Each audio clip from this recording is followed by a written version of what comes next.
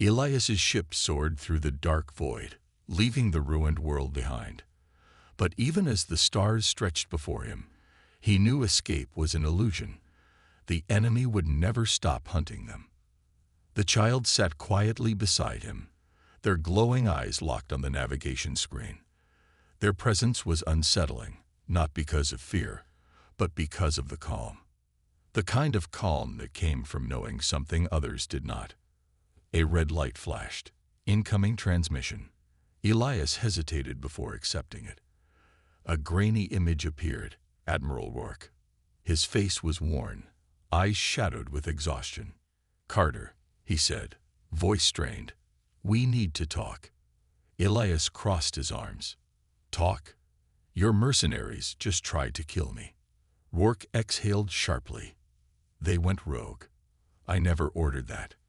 Listen, there's something you don't understand." "Yeah, no kidding." Elias glanced at the child. "You've been after them since the beginning. Why?" Rourke hesitated. Then, reluctantly, he said, "They're not just a lost alien kid. They're a weapon." Elias stiffened. "What?" "They were created, engineered, to stop something worse, something we barely understand. And if they stay with you, you won't survive." A deep silence filled the cockpit. The child turned their gaze toward Elias, expression unreadable. Then, for the first time, they spoke without a whisper. "They are coming." The ship shuddered. Elias's sensors flared to life, detecting massive distortions in space behind them. Not ships, not missiles. Something else. Something ancient. A ripple in the void expanded, tendrils of shadow peeling through reality itself. Whispers slithered into Elias's mind, promising an ending beyond death. Elias's pulse spiked. He slammed the thrusters to full, pushing his ship faster than ever before. Rourke's voice crackled over the comms. "Turn back now, Carter. You don't understand." Elias cut the transmission. Because he did understand. This wasn't just about a child. This wasn't just about survival. This was a war, and he had just stepped into the middle of it. The courtroom was silent. Sunlight streamed through the tall windows, casting long shadows on the polished wooden floors. Judge Rebecca Williams sat behind her bench, her sharp eyes scanning the documents in front of her. At 42, Rebecca was one of the toughest judges in the state. She had seen everything: broken families, abandoned children, and desperate parents. But today, something felt different.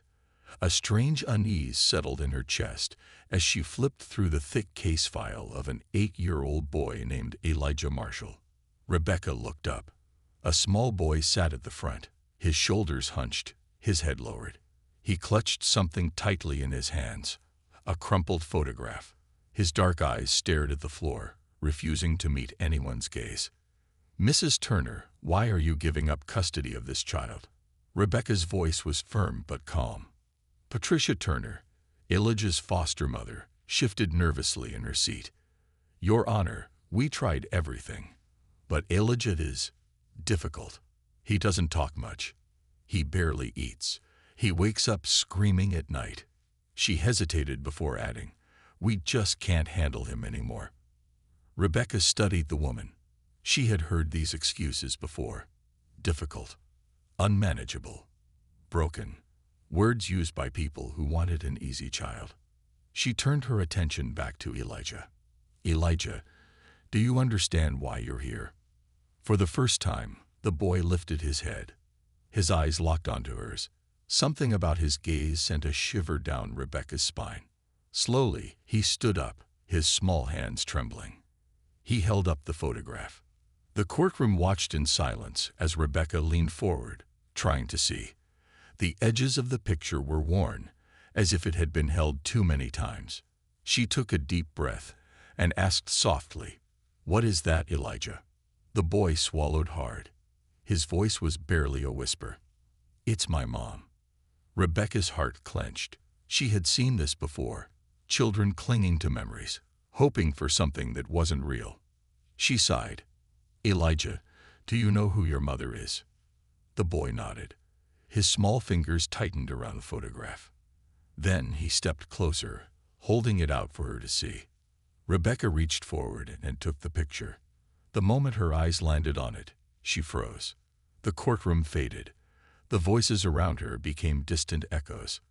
It was an old photograph, a woman holding a newborn baby. The woman was smiling, her blue eyes shining with love. Rebecca's breath caught in her throat. It was her. 15 years ago, she had given birth to a son who had died at birth, a son she had never even held. She gripped the edges of the photograph, her hands shaking. Where did you get this?"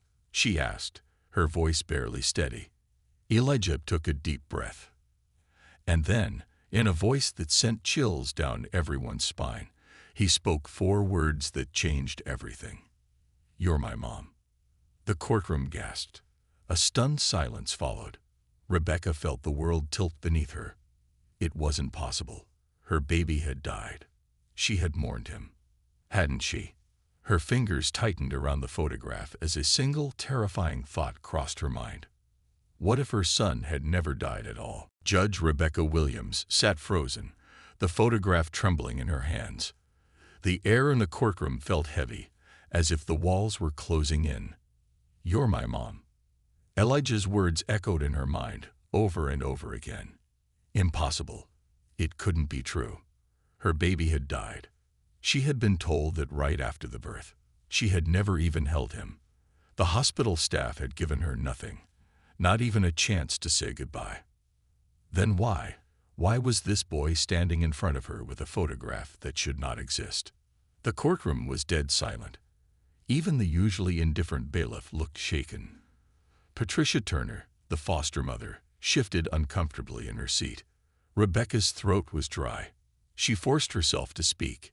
"Elijah, where did you get this picture?" The boy hesitated, his small hands clenched into fists. "I've had it. Forever," he whispered. "They said my mom was gone, but I always knew she was looking for me."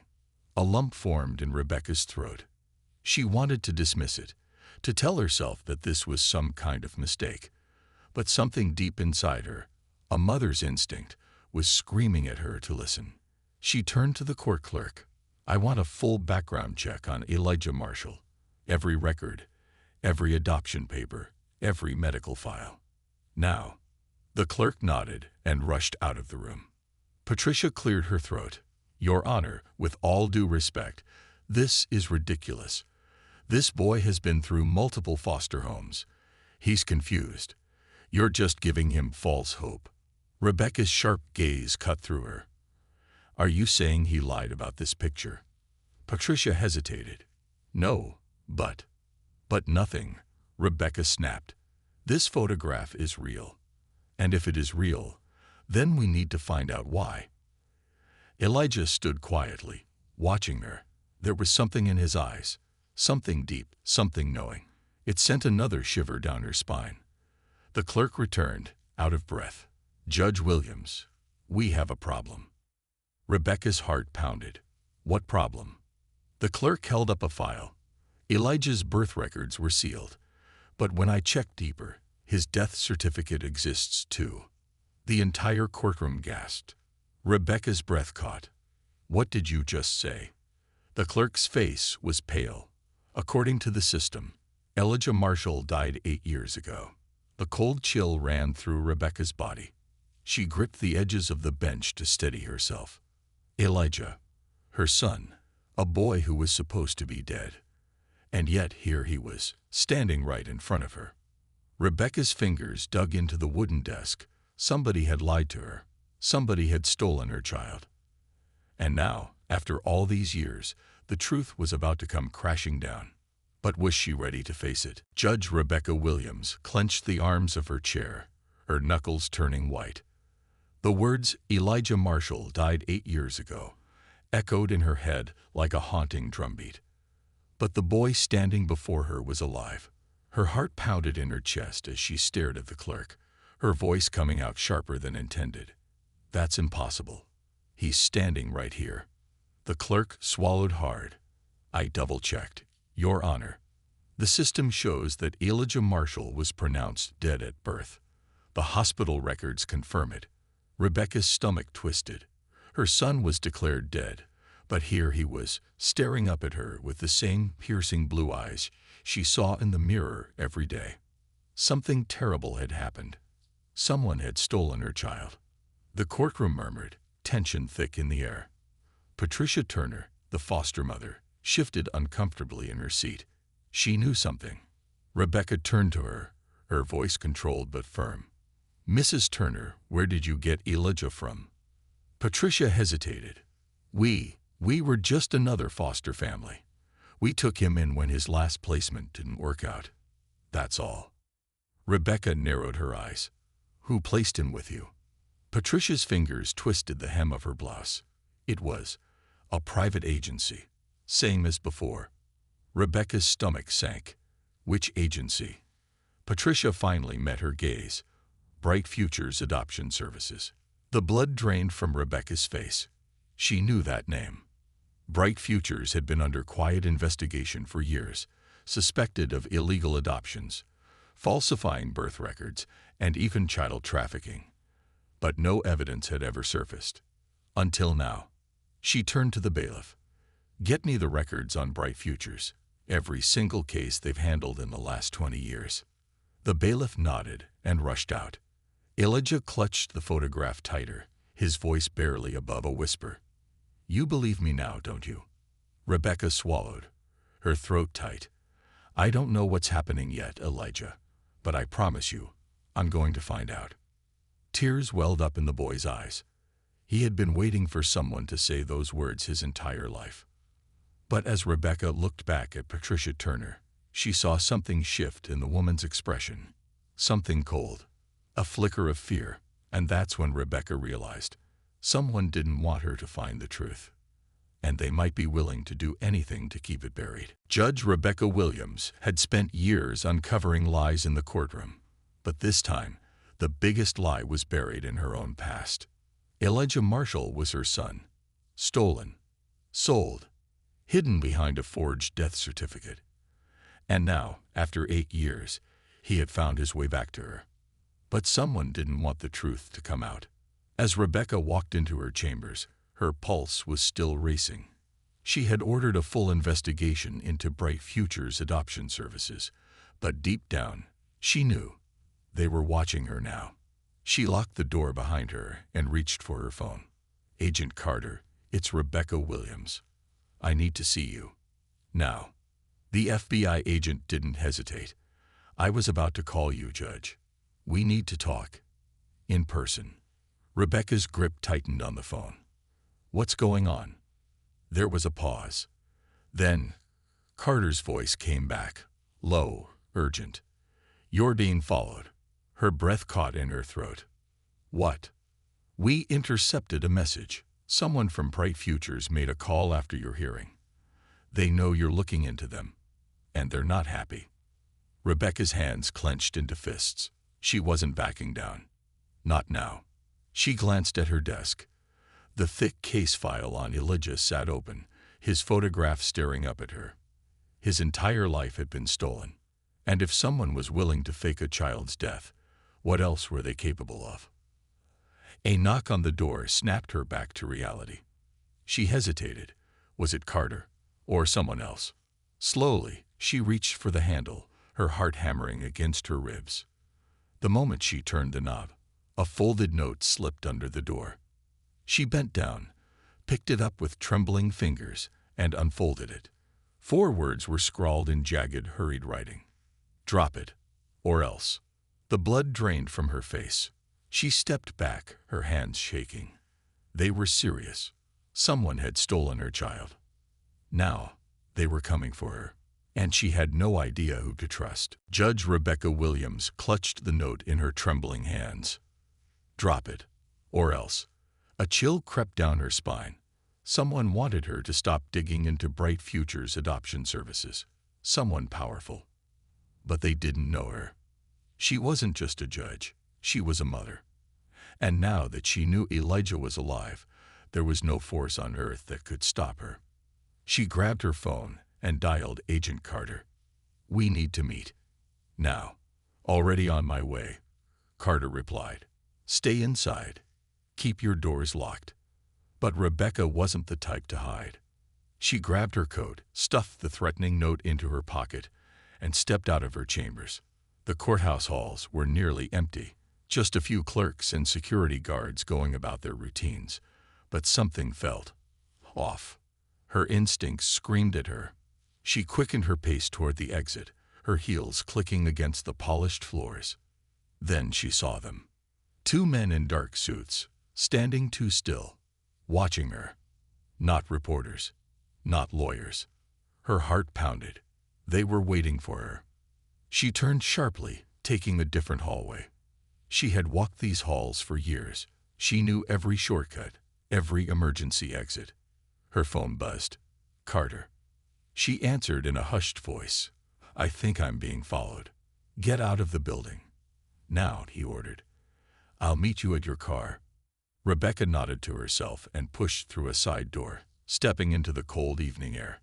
The parking garage was dimly lit, its shadows stretching in eerie patterns. She walked fast, almost running. She spotted her car, just a few steps away. Then, a sound. Footsteps behind her. She spun around.